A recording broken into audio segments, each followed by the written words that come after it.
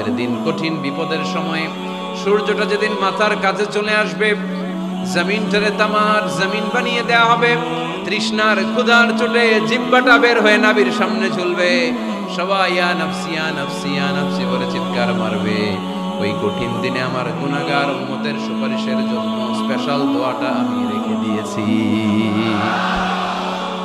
আমার নবী জীবনে তো কোনো দুঃখ কষ্টের সম্মুখীন হয় নাই, তাই না?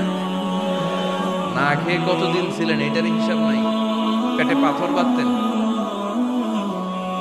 হাসান আর হুসাইন রাদিয়াল্লাহু তাআলা আনহুমাকে দেখতে যেতেন,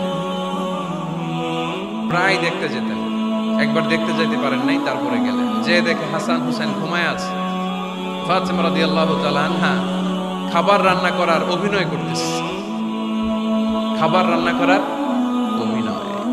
সকালে বলে রান্না হইতেছে, বাবা ঘুমাও। দুপুরে বলে ঘুমাও। ছোট্ট হাসান হুসাইন